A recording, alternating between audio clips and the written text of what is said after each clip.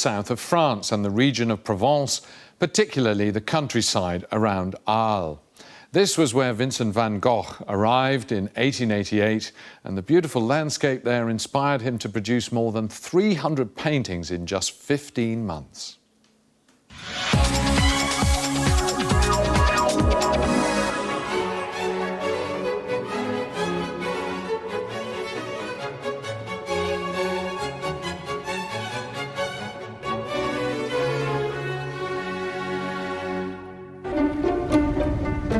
This old drawbridge over the Rhone near Arles is one of Vincent van Gogh's best-known motifs. He painted 10 different versions of this view. Here, all pale blue, steeped in the fabled gold light of Provence. This view supposedly reminded Van Gogh of his home in the Netherlands. 41-year-old artist Philippe Monnier is following in the footsteps of the Dutch post-impressionist.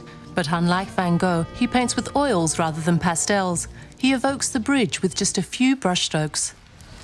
Van Gogh avait l'habitude de travailler les paysages avec un système. Van Gogh based his landscapes on Dürer's theories on perspective.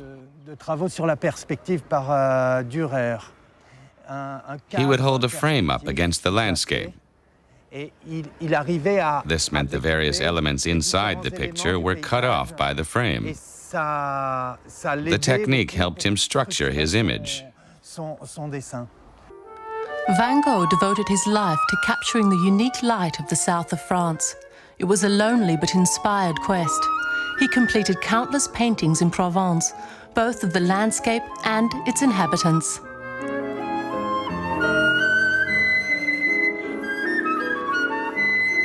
Like Van Gogh, Philippe Monnier's motifs include cypress trees, olive groves, orchards, and regional wildlife.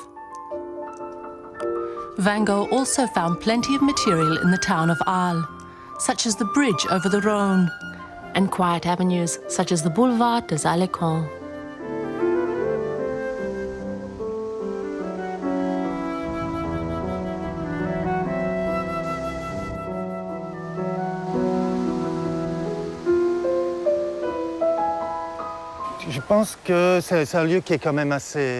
This is a very special place, with its row of Roman sarcophagi. They might even be older. Together with the chapel over there, they make this a place where visitors feel that time has stood still. The Starry Night.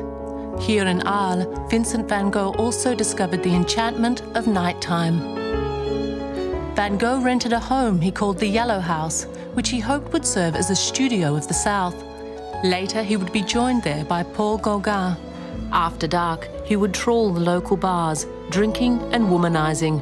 He soon gained a reputation in the sleepy town of Arles, and locals became increasingly hostile.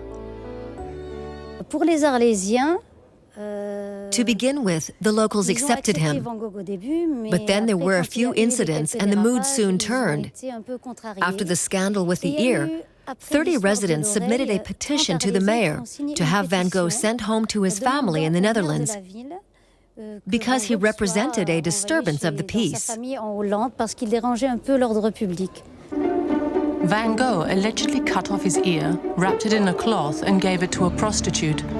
Van Gogh was persuaded to seek help for his psychological problems and was admitted to hospital, first in Arles and then in nearby Saint Remy. He continued to paint during his confinement, restricting his subject matter to the hospital and its grounds. His mental health went from bad to worse.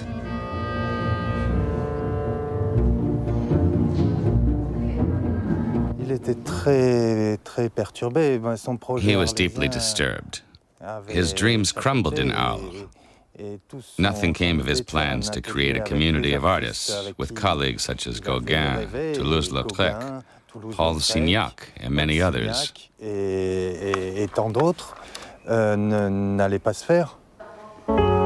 1890, Van Gogh died by his own hand. It was only a decade after his suicide that his work started gaining recognition. Today, contemporary artists from all over Europe preserve his legacy at the Van Gogh Foundation in Arles.